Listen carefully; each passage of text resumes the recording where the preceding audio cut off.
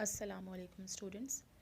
Today's topic is verb and its types or kinds. So let's start. Verb is a word that shows an action. Means verb ऐसा word होता है जो कोई action अमल ज़ाहिर कर रहा हो, जैसा कि eat, walk, talk, play, etc. यहाँ कुछ और examples हैं. Jumping girl, jump is a verb. The baby sleeps, sleep is a verb. A man eats a burger, eats is a verb. So verb किसी भी action को represent करते हैं. Now there are two types of verbs, transitive and intransitive verb. Transitive verb, if the action denoted by a verb passes over from the subject to the object is called transitive verb. Means action जो verb के ज़रिए denote किया गया है, अगर वो action subject से object की तरफ ट्रांसफ़र हो या जिस एक्शन को रिसीव करने के लिए ऑब्जेक्ट हो, ऐसा वर्ब ट्रांसिटिव वर्ब कहलाता है. Let's see the example. Farhad Yeats rice. Farhad is a subject who is doing the action. Eat is a verb and rice is object. How do I know that rice is object? Because rice is receiving the action of eating. Transitive verb वो तमाम verbs होते हैं जिनको direct object की need होती है, जैसा कि हमारे पास यहाँ पे एग्जांपल में राइस डायरेक्ट ऑब्जेक्ट है. So what is a direct object? A direct object is a noun, pronoun, or group of words that tells who or what receives the action of the verb. Direct object noun, pronoun या group of words हो सकते हैं जो action को receive कर रहे हों. और the direct object answers the questions whom or what after a transitive verb. और डायरेक्ट ऑब्जेक्ट आंसर होंगे ऐसे क्वेश्चन के जो हम वर्ड या whom से करते हैं. Now see the first example again. Farhad Yeats rice. क्या मैं इस एग्जाम्पल के लिए वर्ड से क्वेश्चन कर सकती हूँ? Yes I can. मैं पूछ सकती हूँ कि फरहद क्या खाती है. Farhad Yeats what. इसका आंसर क्या होगा? Farhad Yeats rice. तो राइस है वो डायरेक्ट ऑब्जेक्ट है. वो डायरेक्ट ऑब्जेक्ट क्यों है? क्योंकि उसका आंसर मैं वर्ड से किए गए क्वेश्चन में कर सकती हूँ. So let's see some other examples. A cat caught a mouse. Caught what? हमारी कैट ने क्या पकड़ा? इसका आंसर मैं वर्ड के से किए गए क्वेश्चन में कर सकती हूँ. Caught a mouse. So a mouse is a direct object and caught या catch is a transitive verb. Next example. The boss saw her in town. Saw what? Boss ने क्या देखा? और saw whom? बॉस ने किसे देखा?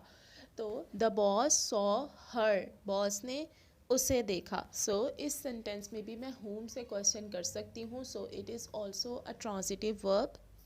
Now see intransitive verb. If the action denoted by a verb does not pass over from the subject to the object is called intransitive verb. Means action जो verb के ज़रिए denote किया गया है, अगर वो एक्शन सब्जेक्ट से object की तरफ ट्रांसफ़र ना हो तो वो वर्ब इंट्रांसिटिव वर्ब कहलाता है, या जिस वर्ब को ऑब्जेक्ट की नीड ना हो. नीचे एग्जांपल देखें. The sun sets in the west. The sun subject, sets verb है. सेट्स को मैं इंट्रांसिटिव वर्ब क्यों कह रही हूँ? क्योंकि इस एक्शन को रिसीव करने के लिए कोई डायरेक्ट ऑब्जेक्ट नहीं है. सेट्स के बाद इन द वेस्ट लिखा है, बट ये क्या है? It is just explaining where the sun sets. यहाँ पर ऐसा कोई ऑब्जेक्ट नहीं है जो एक्शन को रिसीव कर रहा हो. Let's see another example. The pirates laughed heartily. Pirates laughed what? किस पर हंसा? क्या हंसा? इसका क्वेश्चन मैं इस तरह से नहीं कर सकती, बल्कि हर्टली तो उसका मैनर बता रहा है कि वो पायरेट किस तरह से हंसा. So it's also an intransitive verb. कुछ वर्ब्स दोनों तरह से यूज़ किए जा सकते हैं, जैसे कि Ricky place football.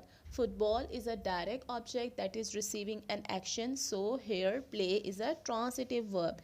Intransitive verb में देखें, रिकी प्लेस वेरी वेल.